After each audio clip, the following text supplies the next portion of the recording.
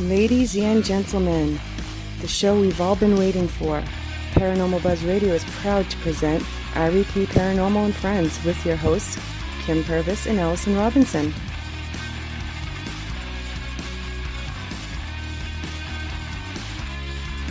Live every Thursday night on Spreaker, 8 p.m. Eastern, 7 Central, 5 Pacific.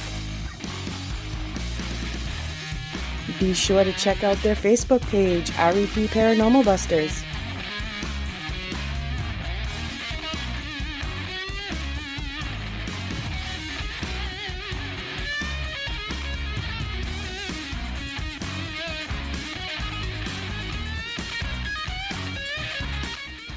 The views and opinions expressed in this podcast by the host or the guest do not necessarily reflect the views of Paranormal Buzz Radio or its sponsors. Use of any material produced by Paranormal Buzz Radio without express written consent is strictly prohibited. For information on everything Paranormal Buzz Radio has to offer, visit our website, paranormalbuzzradio.com. Like us on Facebook, follow us on Twitter and Instagram. Listener discretion is advised.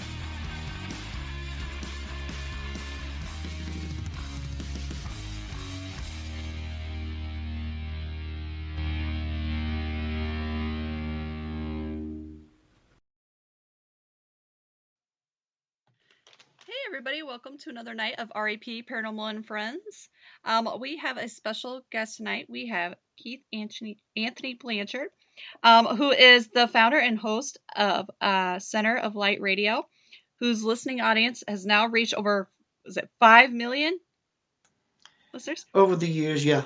Oh, very nice. Okay. He's also an author of several books. He's got the best-selling The Divine Principle. He's got Anchoring Heaven on Earth and For the Love of God, A Spiritual Journey. And now The Homecoming, Crossing the Bridge to the Soul. He's also an intuitive and speaker and a philosopher, a poet, a composer. You do music and a film producer. So you've got a long list of things you do. Yeah. I'm fortunate in that way to do exactly those things, that which I love. And which I love is simply creating from micro to macro. I just like being in this chair, which I live. When I'm not sleeping, I am in this chair. I'm running errands, I am in this chair. But thank you for acknowledging that. So I do those things I love, and it brings me great joy, and I don't want to do anything else. Very nice. And by the way, I love this. I watched some of your YouTube videos and things, and I just love that room that you're in. Or is it a backdrop? A lot of people think that I'm sitting on a throne. I'm not. I moved into an apartment because I was forced because of COVID. Uh-huh. And so I needed a background. So I don't need a bedroom that looks such as this is my props. So this is a headboard and a footboard that I just decorated. Oh, very nice. Well, it looks very awesome. I love it. I absolutely love it. So, okay. So let's kind of get into this and kind of give us a little bit of background. And how did you get into writing these books? Pain, when you're in it, is suffering, not pain. Pain is when you break your toe. Suffering is what happens after something has been dropped on you. Yeah. Self-induced. But I was in 2 years of a dark night of the self-induced suffering soul. I was always destined for greatness. And I don't mean by Keith's greatness. I mean greatness. I was always destined to aspire for something greater than I've always known as myself. I was going to be a Catholic priest. If you knew me, you would laugh in a good way because it's hilarious. Wanted to be a rock star. My dad gave me a guitar and knew that there were girls involved, and money involved, and all the glitzy bing bang bling bling. And I put God in the closet and I pursued music. And I dated a girl for 10 years. When I finally found what I thought was the one, because that's what I played the guitar for the reason for, she said, "I'm going to see you later." So I'll go back to the same closet and pulled God out. Yeah, gosh. So is that how you came up with these books, or how did you come up with these ideas? Well, when she left, I had nothing left. Nothing. I leaned on her for sex, money, shelter, food, transportation. I was an aspiring musician. Right. It all went away. So I went back to the closet and got on my metaphorical and literal knee and said, I need to hear your voice. A lot of people do that. I'm fortunate and or blessed because in my doing that, I found something. I don't know how I found it. I just came from a place deep within that said, I'm tired. I don't know shit. Somebody come inside of me and do something to me. And I meant it. I was passionate. I wanted it. I was sincere. I have to have it. I was humbled.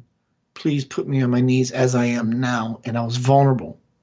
Exposed the light in me. Whatever that prayer was. And about 3 weeks to a month later, I was playing music at the casino. Long night. Long trip home.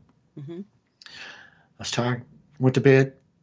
And I was awakened, metaphorical and literal, out of my sleep by a voice. And it said, good morning, Keith. I said, somebody's in my house. Yeah. So I'm waking up out of the dream state to see, and there's nobody there. And it's like, okay, that must be a friend of mine who we made plans to run errands, and I didn't, whatever excuse I was trying to give myself. And there's nobody in my house. So I said, dream voice. Yes, it's a dream voice. So I lay back down on the bed with the intentions of going back to sleep. And the voice said, Keith, I asked you to wake up, not only out of your night sleep, but your human slumber. And I sat up again in the bed and was laid violently, if that could work. Yeah. And I fell into the presence of the absolute. And I was standing before the living light. And everything it wanted from me wasn't asked of me in a linear fashion. Thoughts that follow. Thoughts, Keith, this is what I want from you, blah, blah, blah, blah, blah. It was an impregnation of a light packet, a forever packet. In fact, I'm unfolding it and unwrapping it right now, having this beautiful time with you. Everything it wanted was in that bang, if you will. I did not only hear the voice, Keith, good morning. I saw the voice, I smelled the voice, I tasted the voice. It was everything. And it simply asked me to go on the sofa, sit on it, bring my tape recorder and press record, close my eyes. I said, what am I going to say? I said, Keith, just go sit on the sofa. It'll come. And I sat on the sofa, took a few breaths. And this was the very beginning of my spiritual walk. And I hit record on the tape player. And that's when the gate opened for me. 1996. Very nice. Not so nice. Not so nice, but very, very different. But I mean, you had some traveling and things involved, though, with this. So you made a trip to India. How did that come about? Wow. Many years ago, after I started getting this spiritual crawl on, I went to a metaphysical church here in Memphis, Tennessee. And when it was over, metaphysical church, you can do what you want. Everybody understands. So I was standing on a stage with a friend of mine by the name of Paul, phenomenal artist. Oh my God, he's world renowned, phenomenal artist. And we were talking about some pictures that donned the wall. There's a lot of pictures. Mother Teresa, Jesus, Buddha, Krishna, all Gandhi, and all these people. And we'd start dialoguing about them. And I said, but who is this cat? The last one in the lot. And he says, his name is Bhagavan Sri Satya Sai Baba, holy man from India. And I said, okay, well, what's his deal? He says, well, Keith, and he picks up this vessel off of the altar on the podium of the church, under those pictures.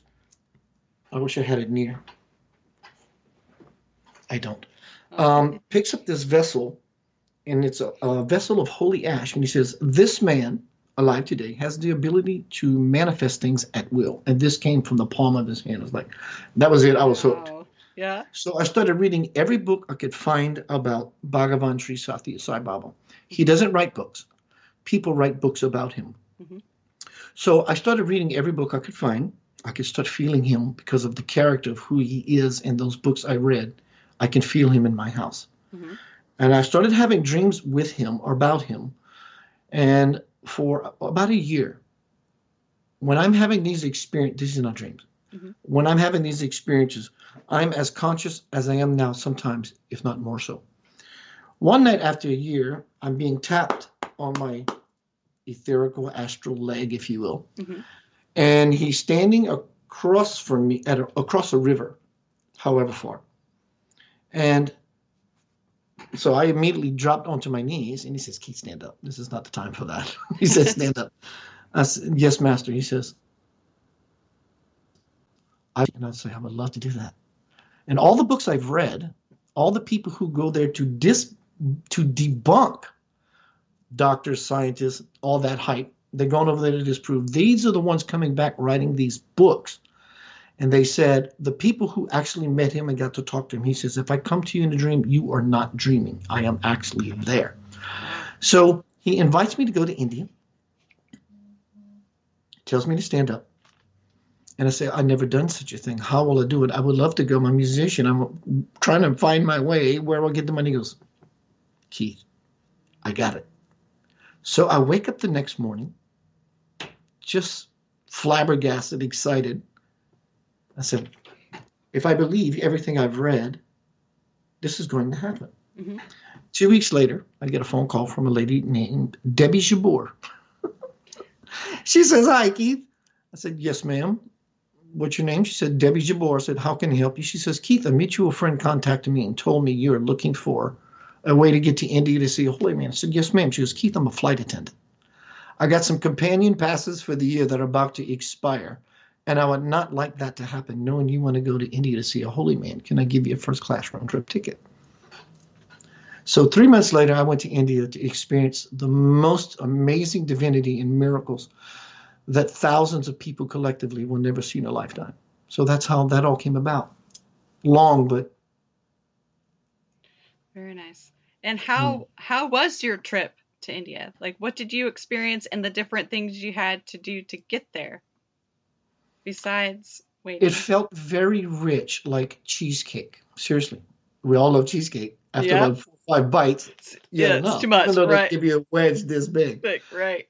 Going to India and being in the presence, literally, of God in human form. Wow. This may shock some people. It may seem blasphemous. When you're open to the levels of God being omnipresent in everything, even in the things that we call bad, because there's grace afoot everywhere. It was like that 5th or 6th bite of cheesecake. I was there for 2 weeks. A week would have been enough. Yeah. I started getting so informationally pregnant. I literally started feeling bloated. Oh my goodness. My journey there was simply my own path to God. It didn't have to look like Sai Baba. It could look like Jesus. It could look like cheesecake. It didn't matter to me. I was going on a soul journey for the sake of the journey alone to understand who I am and my journey to all that is. And when I got there, I got exactly what I wanted. And when I got back, I took everything of that experience and put it on the shelf as a trophy, as a memory, as an idea that I even want to surpass that. So my time with this avatar in India taught me that I don't need this avatar from India. Now, you've had experience with other avatars, correct? I have. One other in the physical way and many others in the dreamscape way. Very nice. And do they, who are these other avatars that you have either seen physically or you have had dreams about, and how did you come about having dreams about them? Fantastic question. When you say who they are, I understand the question, but for those who may not be clear on what it is you're asking, there are all the same being, like this is the hand. It's one hand that has many different fingers. So for those who don't understand that, that's just a simple analogy to say that the God that is in you, me, and the we of it all is simply in all of these avatars is alive. But by name, if that's what you're asking, Swamiji Visvayogi, who is an avatar, his ninth incarnation on this planet. If the same God lives in all these beings, how can they they do have different personalities. Just like you and I, the same God lives in us, Well, we have different personalities. Likewise, Swamiji Visvayogi, who I'm fortunate to be around in a good year, twice a year, but at least once a year, is the ninth. This is his ninth incarnation. He's here to unify humanity. He was the first God-realized soul on the earth, however long, thousands upon thousands of years ago. I am a disciple of his. He is illumined another level of path for me. Some of the others and the other realms of being, spirituality, would be Paramahansa Yogananda, Yeshua, Jesus himself, Babaji, all the spiritual, I wouldn't say cliche because that's kind of getting really sullying the sacred. But those names that we've heard about in the spiritual movement, I have touched, rubbed elbows with them. It doesn't make me special. It just makes me fortunate. And as a wayshower for others who truly want to dwell in this kingdom of higher power, higher light, where God in all its glorious form truly dwells and lives.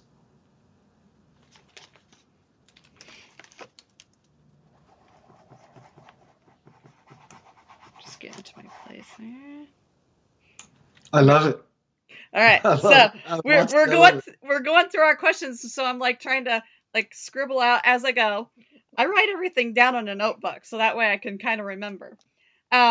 So what is your most memorable experience from the India trip?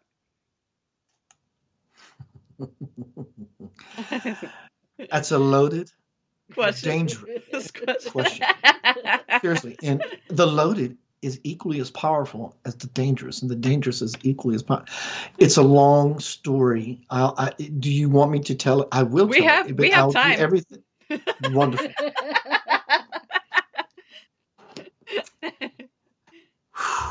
So, all of my life, being raised Catholic, I've always heard within me that Jesus, not the Christ, Jesus, the personality that we have known, is coming back to earth. So, Keith, are you saying they are different? Yes, they are different, but they're not. The difference is Christ is not a man. Christ is everything. Christ is omnipresent. It's the chair you're sitting on. It's the words you're hearing that's tickling the hairs in your ear that your mind transcribes in your head and gives you a feeling depending on what you believe. So the Christ is not a man. Jesus was a man who, over the course of his life, the dove descended into him in his baptism, if we will, over the course of his life. His whole life was a baptism into fire, divine fire. He said, the ones came before you baptized you in water. I come here to baptize you in fire. And so I've always heard he was coming back, Jesus, the personality. And so when I started writing The Divine Principle, this subject started to come up. And I'm like, man, please don't put me in this pit. I don't want to do this. I wanted to do it. The special part of me, the egoic part of me, I'll take on this task. I sure will. And I will reap every nugget I can get. But then the reality started to sit in. I don't want to go around monkeying with people's beautiful faith about Christianity and their deity.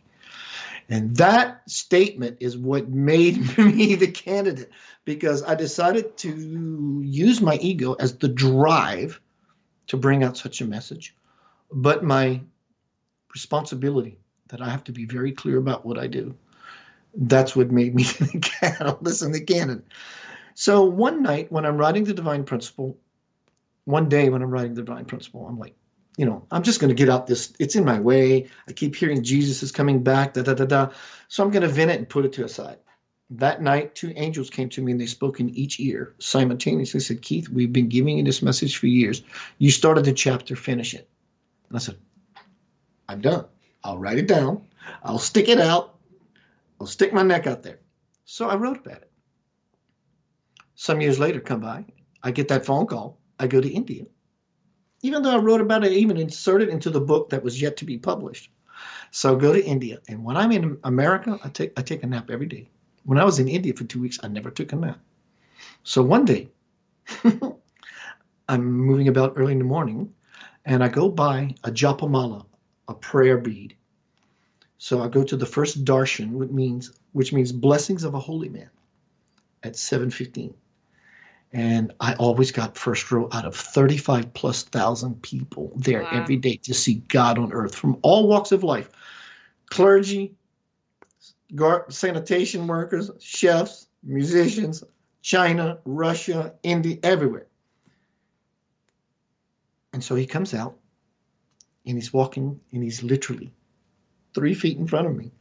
I held up this prayer bead along with everybody next to me, holding up whatever. He blesses, looks directly at me, skips over me, and continues. And he walks on. I'm like, bro, did you seriously just diss me like that? And I didn't understand, but I was grateful to be around a manifestation, whatever. Mm-hmm. So a little later, after the darshan, I'm moving about the ashram, coconut water hanging out in the courtyard, and everybody's in all their spiritual garb, heaven on earth, literally. Oh my God, it's just gorgeous. So I decide to go outside of the ashram, to go into the streets, to the stores, to buy souvenirs. I wanted to decorate my apartment like a shrine. Mm-hmm. So I go to the store, one of the stores, and I say, Saram? He says, yes. He says, what can I help you with? I said, I don't know. I trust that you have it. He says, you need a prayer bead to say your prayers to Sai Baba. And I said, that's exactly what I need. So I bought it. So as I'm coming back into the ashram, I get sleepy. And I don't mean I want to take a nap. It's like something's inducing sleep in me. Like I've been giving a nighttime cold medicine. Oh. I couldn't stand it. So the only day I took a nap. So I go take a nap, and I'm thrown into a cognitive experience with Satya Sai Baba in a gymnasium. Now keep in mind, I'm on the ashram of the light. So I'm in this gymnasium, and he says, everybody come down out of the bleachers. I have something special for you on the floor. And on this floor was a trunk that was just like the Ark of the Covenant. If you need an image, maybe the 10 Commandments or Indiana Raiders of the Lost Ark kind of covenant. It had scripture and carvings all over it. And I'm just drooling at the mouth. And one guy decides he's going to touch it. And I say, dude, don't touch that. He says, why not? I said, you have no idea what's going to come out of that thing. Sai Baba says it's for all of us to touch. And he's standing next to me. And because he said that, it got my attention. And I'm looking at him. And he looks directly at me and he says, Keith, I'm going to tell you something you have known all of your life and have had very much difficulty with. I said, what is that? He says, and then he says, we're going to all lift this gold trunk together. And we all grab the piece of it and we lift it up. He says, lift. And we put it to the side. And there were 3 figurines. There was a baby's crib, some goats, and a throne. And he looks directly to me and says, Keith, you have heard this before. You have troubled with this. The one you know as Yeshua ben Joseph will be born, occupied. He will come into a family of goat herders, and he will occupy this seat. This is what I was told. Mm-hmm. So I wake up out of this experience really upset, cussing God worse than a sailor. And after I felt I was heard, I used that very prayer bead I bought that morning. And I knew I had to be very, very, very clear about what it was I was asking, because God will give you what you ask for. And I said, I need to know the dream experience I just had is exactly the way I believe it to be. The word I used was, is it valid? This was in the year 2000. Is it valid? I kept saying this for hours in the beating hot sun. I finally got into Kuwant Hall. And I'm sitting there in prayer and meditation. Is it valid?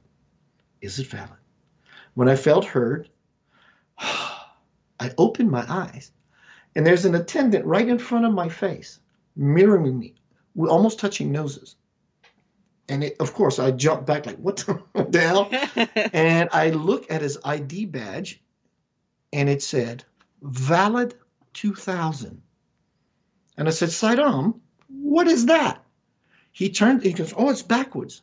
I said, what does that mean? He looks at me and whispers right in my ear, I guess it means it's valid. And this whole Jesus unfoldment on earth thing began to happen. So when Sai Baba came out finally, he's facing the other way, and I said, this is it. He's not going to get any closer to me. He's facing the other way. I held up that prayer bead that I fervently opened my heart, and I said, is it valid? I asked the question back again. He turned around, stopped what he was doing, came over to me, and he put his hand on my hand, clasping this prayer bead. and I had an explosion of infinity happen inside of me that I saw the birth of the universe. Not only was I looking at myself, looking at him standing above me, I was him looking down at the smaller personality as me. So obviously this long-winded story has to have some bang, because this is what it was like being in the presence, and often, of magic, God, spirituality in a powerful way. I need some water. Go ahead. That's fine. Have some water. Take a minute. Wow.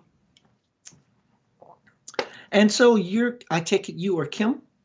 I'm Allison. You're Allison. I'm Allison, and Kim is over here. That's her hand, if you can see her. I can see her hand with a green shirt. Yep. She always hides. She hides over there. I keep track of the questions. She keeps track of any questions that come through chat. So. Oh, lovely. Well, thank you both for having me. I'm having a blast just hanging out in your space. Yes, absolutely, absolutely.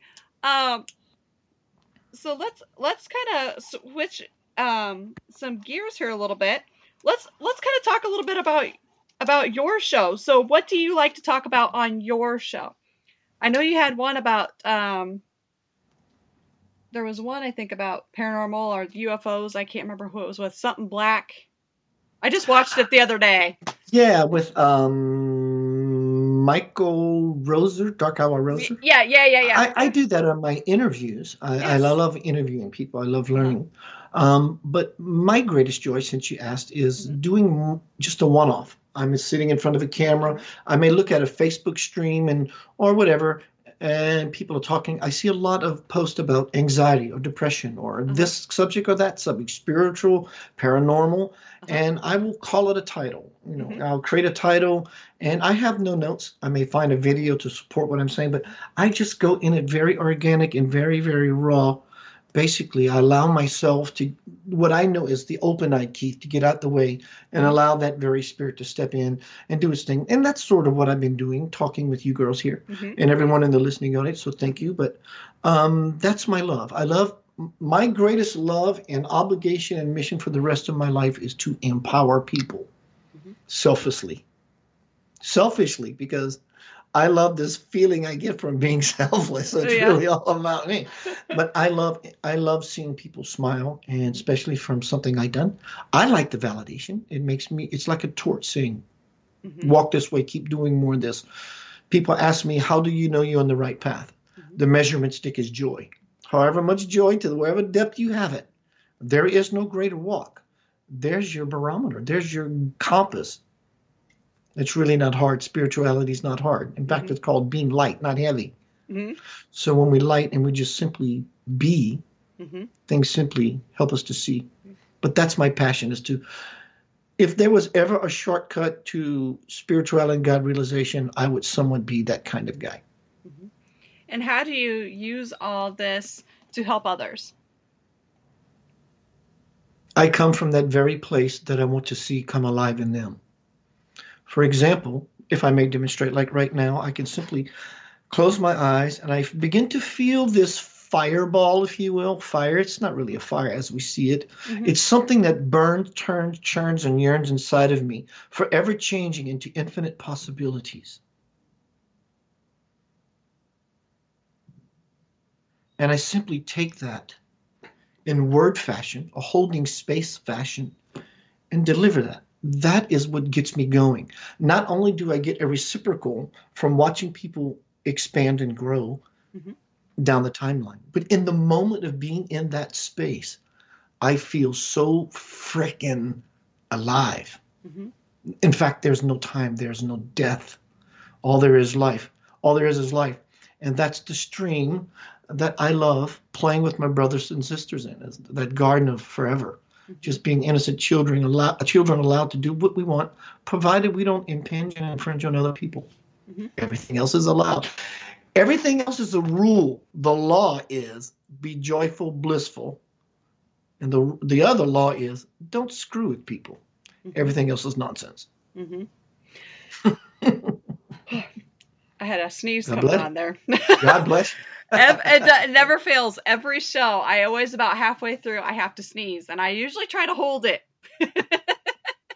So thank you. Have you ever maybe looked at whatever message was coming through at the time you decided to sneeze? Hence, God bless you. Maybe that may be like a little sync. It could be. Yeah, it could be. You never know. Okay. But it's always about halfway through the show. I always get that.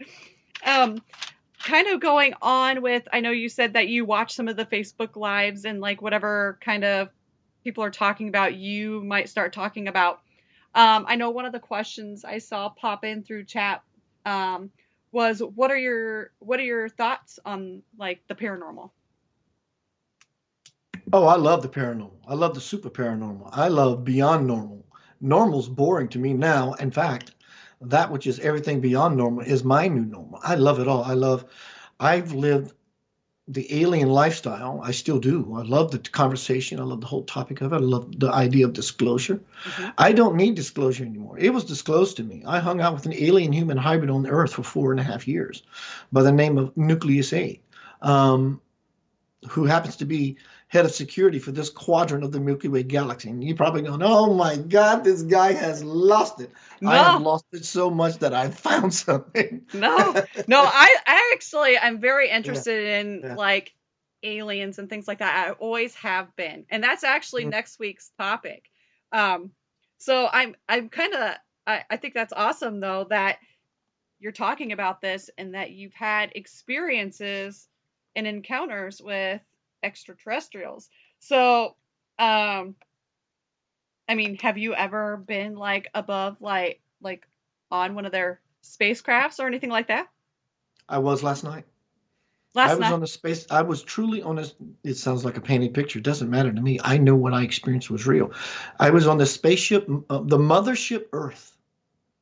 It is literally a mothership, as we all are on side of it, and we're hurtling through space at 1,000 miles per second. But yes, these are common occurrences for me. I've never, ever been abducted. I never got probed in the backside. Never. I've always been on craft. But what happens for me when I find myself and when I come to a state of consciousness above a craft, being aboard a craft, I do look around and say, this is where I'm at. I've shifted. This is real. What happens for me is I move beyond being in the quarters or the living room of the craft, which is mostly children, always about the children. Mm-hmm. But I move to a stream to where there's no physicality. Everyone's talking. Mm-hmm. It's all telepathic. So if someone's trying to get my attention or if there's a dialogue or a conversation I want to hear, I just simply use my will and lean into it. But I am aboard them often. Now, these can be higher beings that are using craft in my mind to help me understand I'm a part of something, or there is truly dimension that these higher beings have craft, but they're not really physical, but they can be, and I'm aboard them. But I do often. I'm one of the blessed ones in the sense that I just never been violated or taken beyond my will. And what do you think they are trying to get from us? Do you think they're trying to get information, or are they trying to tell us something? What are your thoughts on that? I would say that the lower in vibration they are, the harder the hardware is. It's more made of metal and iron. The higher the vibration, the less metal component or elements they need. So they're moving like us, and they're moving higher into the vibration of light to where it's no longer necessary. My feeling is when I'm aboard these craft, I'm not really aboard a physical craft whatsoever. The place it seems like I'm launching from is the layer just above the physicality, where the physicality is still an idea. So it's not necessarily physical. It's just an idea right above the idea of being physical, maybe in the realm of thought or imagination. That's where I join these, what I call others. Now, if I used my will, which it never occurs to me, possibly because I'm just not simply in that idea, to say, I want to go see what it's like to be in the physical aspect of the craft, then I probably could. And I have been. I go aboard craft, but for me, it's not like I'm being taken out of my body and I'm sitting in a physical hardware vehicle. It's not like that for me. It's just light and idea. But I'm definitely present aboard. It's not physical for me, but I am definitely present aboard a craft that is physical for the beings of which I am hanging out. That is absolutely sure. Very nice. Okay, so then one of the questions kind of seems like it could go with this, but like, what are your views on outer body experiences? Do you think this is more like an outer body experience that you're having, or? I think it's both. I don't think, how can you separate that? Well, of course, there's really no such thing as out of body. You go out of body, even when you die, you don't go out of body. You just go further and deep into the spirit. Actually, you progress to the future timeline that is no longer a part of the vibration of when you were in said body. So that part of you really never dies. Abraham Lincoln is still alive. So you have all these things. So what is truly out of body? But in the sense that's being asked, let's play with that idea. Yeah, it's an out of body experience. It's a soul experience. It's an out of body soul experience. And they're all components of the same jaunt, the same vacation, the same hanging out with others. Because what I know as my body walks around every day, eats food, uses the restroom, does these things. Mm-hmm. Oh, but so, yeah, in this regard, it would be an out-of-body experience, but it's not out-of-body in the Robert Monroe sense that I am on this astral level. I think this is truly above I would say out-of-body would be considered the astral realm, the lower or higher, depending on where you're launched to. But I think this is definitely above, moving into more of a causal level. But I think all those components are true, yeah, absolutely. Good answer. There's so much going on here for me to think about and process because I'm fascinated with these things. So, we have another, let's see. Oh yeah, that was another thing. Darren was also wanting to know about your views on astral projection. He's got a lot of questions rolling in. I love it. If you're interested in astral projection, I don't know your level of advancement, novice, intermediate, or advanced. If you have not, read Robert Monroe's book called Journeys Out of the Body.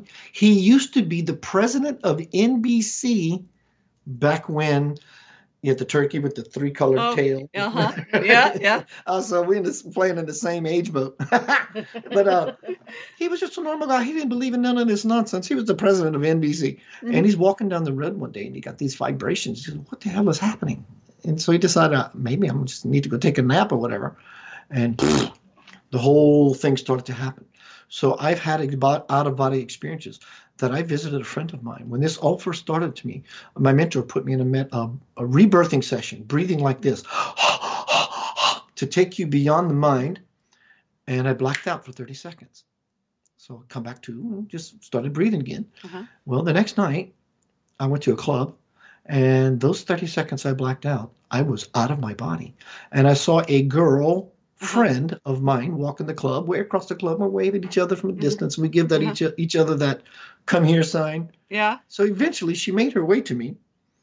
And she sits down. I said, Tammy. And I begin to say, where were you day before yesterday at 5 o'clock? She goes, well, I was going to. And I said, shh, don't tell me anything else. I said, I saw you. She goes, what do you mean you saw me? I said, I saw you, Tammy. She goes, what does this mean? I said, I know you're not going to believe what I'm telling you, but as my friend, I'm asking you, play this out with me. She says, okay, Keith. She's raised Christian, fundamental Christian. So I can understand the dynamic for her. I said, I saw you day before yesterday. She says, okay, explain. I said, I was at the dome light of a car. I didn't say your car, a car. And I saw you get in the passenger side. And I saw you, and I said, you used a white cloth, and you were wiping down your car, the back seat. And I said, you had baggy pleated blue jeans on, brown pointed shoes. There was zippers on the bottom of your pants at the ankles. You had a pendant around your neck. I don't know who was driving, but it was a stick. Mm-hmm. There was somebody else driving. She goes, quit it. She said, oh, my God. I said, what was it? She goes, Keith, I was a passenger. She said, the day before yesterday, 5 o'clock, I was going to the mall and I left my windows open because the night before, it rained in my car. The white towel was still in my back seat. You want to see it? I said, you don't have to prove it to me. I'm the one telling you about it. Yeah. She had all the clothes on I described. It was her car. How often are you a passenger in your car? Right. Well, she said he was driving. Her new boyfriend was driving the car. Yeah. It was a stick. So I played in these realms many, many times. So it's a very real experience, and it simply becomes one wanting to move beyond the body to experience more of the spirit. And when you do, all fear of death will begin to leave you, and you will simply be able to live your life fully. Okay, I have a question here. Yeah. Okay, so how can you decipher from a dream that feels like you may actually be somewhere to whether or not it's actually you're experiencing like an astral projection? Fantastic question, a very well-deserved question. Because we all love dreams. I love dreaming. I love waking up and remembering the movie I watched on a screen. That's a dream. When you are so cognizant that you realize this is going down right here and right now, Ready Player One. Yeah. You are in the game. You are in the experience. Now, when you leave said experience and you wake up, you will remember it as if you watched a movie on the screen. But you will know from soul to bones, you are not just remembering something. You are remembering that you were there. It's very small in difference, but it's very huge. That's the line between imagination, mind, and reality, soul. I just had a question about that because I think it was maybe a year or two ago. I had a dream that was so vivid that we were on an investigation and Kim and I were upstairs to this place and I could remember it like it looked like a kid's room. There was like a rocking chair, some dolls, and a chest and a bed. And we walk up there and I remember there was like a little teddy bear that kind of moved. And then there was like a doll that was there that, she like kind of moved and talked and kind of creeped us out. And then like I saw something kind of crawl at us and that freaked me out. Well, I was telling Kim about the little girl that I had seen in this too and what she had looked like. And Kim had gone through and she was watching some paranormal things. She's like, I think you were describing the Sally house. And I've never been there, seen it or anything. But I literally felt like I was there doing an investigation. Well, this last summer, we had made our way to that area. I was drawn to that place. We weren't investigating that particular place, but I had to go there. I had to drive by it. And there was one particular window upstairs that I was drawn to, which I'm almost thinking it was that room. But like I said, I haven't been in that place yet. But that's why I was asking, because it felt so real and I was describing all these things and the pictures she was showing me looked a lot like what I had been seeing in my dream. So no one can ever change your mind about it, can they? No. There you go. Yeah. There you go. It's an experience. An experience is what is real. It's not the goodness or the badness in life that's real. It's the experience of both as the observer, the one who has experience and forever will. That is the truth. Everything else is just a story. Sometimes it's a pretty story. Sometimes it's a not so pretty story. But it's all given in grace that we understand the greatest story of the universe looks just like you when you look in the mirror. There is nothing else. Everything else is noise. Here comes that sneeze again.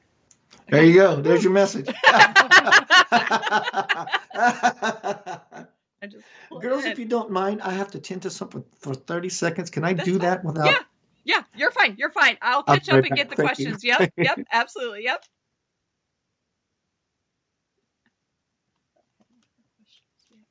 All right, so does anybody while he is away? Oh, we got some questions here. Okay, Darren, I'll get to those as soon as he gets back. He had to step away for just a moment.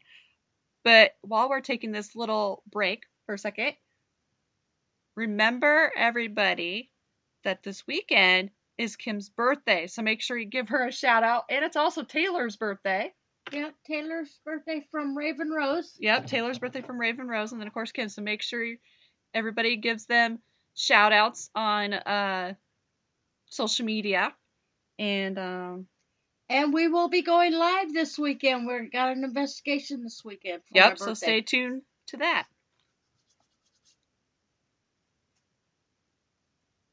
My apologies. I had to have an out-of-body experience. That's okay. You're fine. No worries. No worries. We just gave a little shout out. I was just telling everybody make sure to wish Kim a happy birthday for this weekend. So, and another one of our... Happy birthday to you. Happy birthday, sweet Kim. Happy birthday to you. There you go. Woo! More. Thank you. Woo!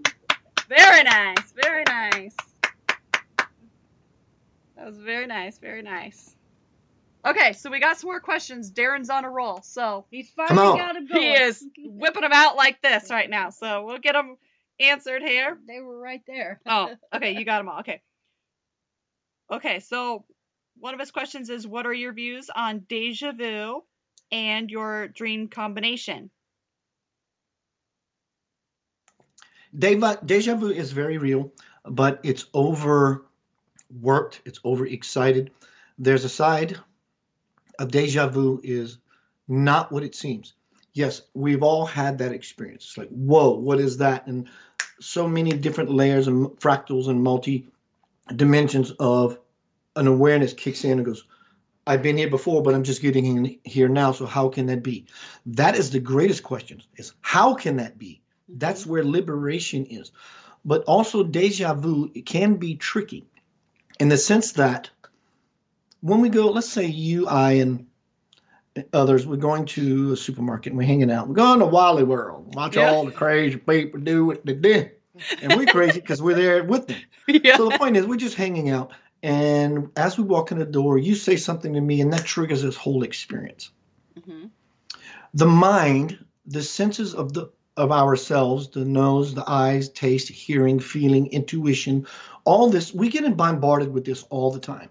It just so happens in the level of sensory input by the gazillions and trillions and infantillions of megabits per second, the mind moves all this around, and we are cognizant, we are aware, we understand, we walk on the conveyor belt or whatever you call it, and the door opens and we grab a bucket, we get all that.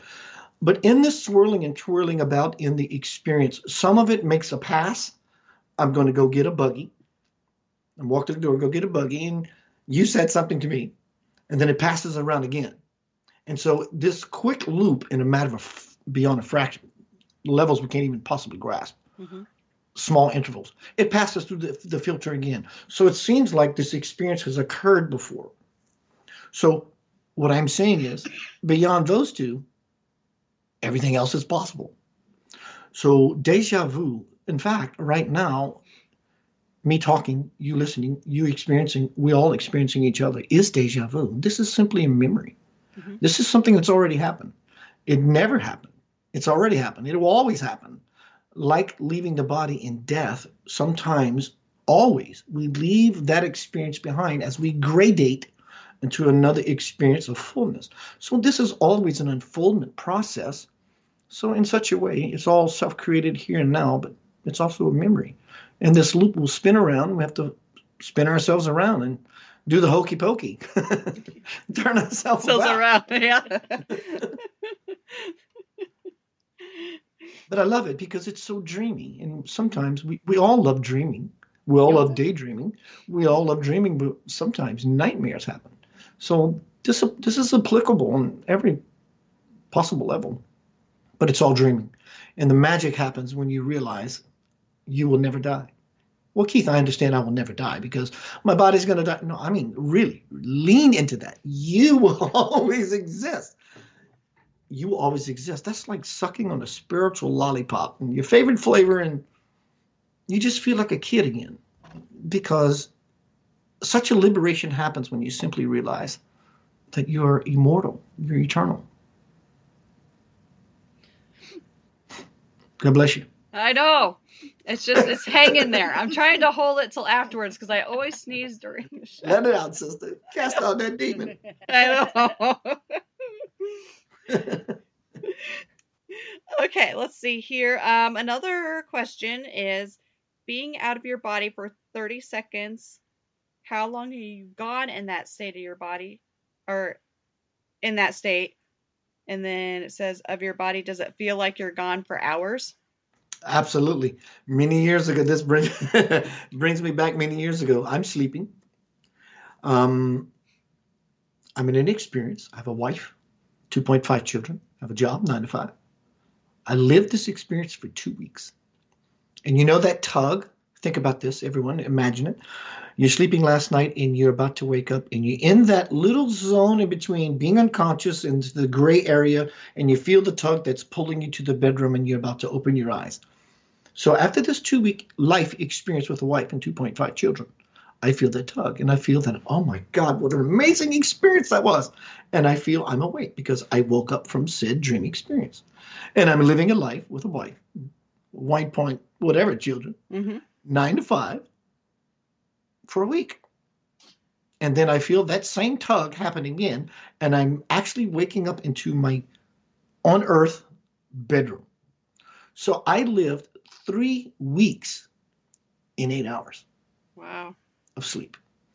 And they were all very real. These were not dreams. I thought, wow, I'm living with my wife and my children. This is what I'm doing. As to why when I woke up the first time, I was like, oh my God, that was just a dream. Wow. A reality check. Yeah. Wow. That's insane. Yeah, because if you think about this, if you think about doing something you love, you and I, Allison, we're going to go hang out and play basketball, whatever reasons. We like basketball. And we're there for 4 freaking sweating hours, and it's hot. We don't care about the heat because we're into the magic. Yeah. And we're doing our thing. Mm-hmm. You go sit in a dentist or a doctor's office for 45 minutes. Where does time go? It goes directly into your bones. It's an amazing exercise to find who and what and where you are is to look at a clock and count the seconds. Sit there for a minute. That minute is painful. Yeah. It's heavy. It hurts. It hurts. But here's the thing. You got to stay there for a minute. If you think you're so tough, stay there for 5. Try it for 5. Just watch every tick, tick, tick on that clock. Oh, yeah. It will last an eternity. Oh, yeah. Now, you do something you love, 5 minutes is just truly lightning flashing. Yep, that's right. I like, sitting there watching the clock, waiting to go home from work at 5 o'clock. It lingers. It takes forever. And if we talk to people or we've had conversation with people, is today busy? Yeah. Awesome. Yeah, it's awesome because it feels like I get to go home sooner because they're so busy all day. So time is simply a play of the mind. And ironically, time is the overseer of infinity. This paradox, it never stops. God is truly a paradox. So time is the overseer. It's the father, if you will, the record keeper of infinity. Let's see here. Darren had another question about the extraterrestrials. He wants to know what they look like, basically. What do they look like to you? Darren? Yeah. Yep, Darren. No, they look like Darren. They look like Darren. They look like me. A lot of them that I have seen, like I said, when I get aboard these craft, the idea of a craft, when I get aboard, inboard, outboard, whatever this thing is, I see them momentarily. Sometimes I hang out for a bit, but then again, like we just talked about, time gets very, very squishy, very squirrely. So what in that realm, what I'd call, I'm aboard the craft for a period or a time. They look like children, many of them. And I don't mean the adults look like children, which they do, but the children are everywhere. The children fuel, for me, in my experience, the children fuel the craft. Well, Keith, don't they travel on gasoline or star power? No, the children fuel the craft. What I mean by that is the children fuel the mission. It's always about the curiosity, the wonderment, the awe of the children. The whole universal system on a higher intelligent cosmic level is driven by the curiosity in the innocence of children. That is so freaking delicious to me. That's just weird, yeah. Right? Because go ahead, dear, please. No, that's just interesting because I've never heard it that way. I've never heard about like the children or anything. I've heard, some people say that they've had encounters, but they look kind of like us, but they may be pale but they are like human form. And some of them are children, and some of them are hybrids, and some of them, believe it or not, are actually humans who have never set foot on Earth. And some of them are so alien, it makes you uncomfortable, and it makes you want to wiggle and squirm because it's just not what the mind understands. But when I'm in these realms, I get some of that. And I immediately, like I said earlier, just not because I'm trying to get out of something that's strange. I just go to the place that is more joyful, that barometer we talked about earlier, that it more of a conscious stream of living light. That's what we are. We are in the conscious stream of living light, whether we are conscious of that fact or not. So when we are conscious of that fact, merrily, merrily, merrily, life is but a dream, we go down the stream. But when we're unconscious, like rapids, we buck the current and it causes turbulence like rapids. And we're always trying to get upstream, like salmon, only to be eaten by a bear. There's nothing we want upstream. There's nothing we want upstream. So in this allegory, when I get aboard these ideas of craft, I would call that downstream and allow myself to put my oars down and let the current turn my raft. And I simply go higher into that which is beyond boundaries. We all have this ability. Everyone. I'm not special. I'm just doing it. I don't know why. I know how I'm doing it. I don't necessarily why. In other words, it doesn't make me or set me apart from anybody else. But so if anyone is interested in learning more of my teachings, you can find me at keithanthonyblanchard.com or centeroflightradio.com. Look me up on youtube.com/centeroflightradio. I offer my heart for free. You can always support my work, support your work as we play. But this is what I do. I live in the garden and I love seeing people. Hell, if you know how to grow a good flower, teach me. Yeah. Right? That's right. That's right. Okay, we have one more question here before we start wrapping things up. They want to know what movie to you personally brings you full circle as to what you're talking about tonight. Any movie? Any movie. Yeah. This sounds like a sales pitch, a shameless pitch. It's not. It truly isn't. I mean, there are so many movies that move me. What's the movie?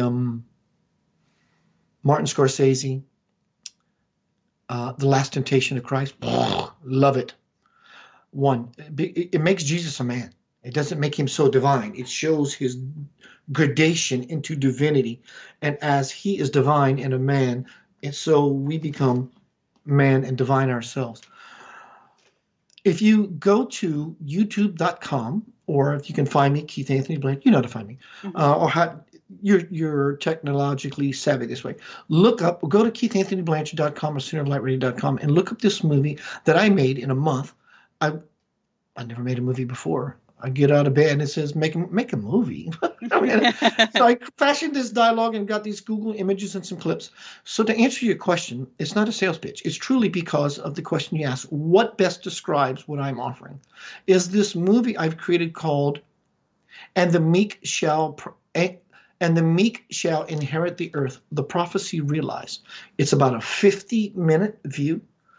It totally encapsulates everything that I have come here to do, as well as how one can jump aboard said Ascensionville train to be in that very river of flow, that life flow of least effort. Your life is not meant to be hard. If you're hard on yourself, you will never feel light. Just stop all of it. The noise, the trouble, the discord, the judgment. So what does that mean? It means shut up. Every aspect and shut down every aspect of what you think is real. Because when you walk into the cave of Samadhi, what is the cave of Samadhi? Samadhi. It's your daily life of being in union with God. That means some part of you is going to die. It has to die or you can never experience it. Because if we could experience it, we would have it already. So some part of us has to die. That's called the resurrection of something beautiful in ourselves. So to answer your question long about, and the meek shall inherit the earth, the prophecy realized. So what does the prophecy realize? It looks like you when you look in the mirror. Very nice. Very well said. Excuse me. God bless you. Excuse me. There, it came out a little bit. It came out a little bit. I tried to turn away. I couldn't hold it in any longer. I really enjoyed my time, girls. Thank you. Thank you. Yeah, absolutely. I enjoyed it too. It was very interesting. Learned a lot of things that I didn't know about. You've had a lot of interesting experiences. So yeah, I want to make sure that everyone goes checks out your books. They're available on Amazon, correct? That's right. Is there anywhere else they can find them, or are they just on Amazon that you know? You can find them on my website, centeroflightradio.com. Just go to the Creations tab. Just peruse the website. You will see it's everywhere. Everything I do is in this deliberate chaos. You might see a book and you might see a plate of spaghetti, and it's just everywhere. It repeats itself, and it's fun. You can always find me on Facebook at Keith A. Blanchard. You know how to find me. Hang out with me. I'm just a guy next door. When I play music or do what I do, if I never met you and I want to meet you, I'll pull up a chair and sit next to you and start eating out of your French fry basket. That's just me. And I will have a conversation with you and just love you as you are, as you deserve.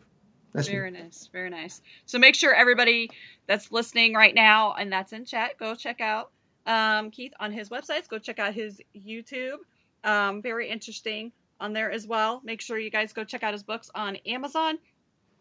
And also want to say next week is we're not going to do a guest. We're just going to talk about UFOs, extraterrestrials, and the Men in Black. So make sure you check in for that. Like I said, this weekend, Kim and I are going to be out. So make sure you check her Facebook Live page for that for more details. And once again, we want to thank Keith. We want to thank everybody who was in chat. We had Matt, Darren, we had myself, we had Kim tonight. We had so thank you everybody who was in chat tonight. Thank you for all the awesome questions, and thank you everybody who was not in chat but listening. We appreciate each and every one of you, and we will be back here next week. And like I said, thank you once again, Keith, for being on. Thank you. It was very, very awesome to have you on. Thank you. Yeah, absolutely. Thank you for listening to REP Paranormal and Friends. Be sure to check out Kim and Allison on Facebook at REP Paranormal Busters.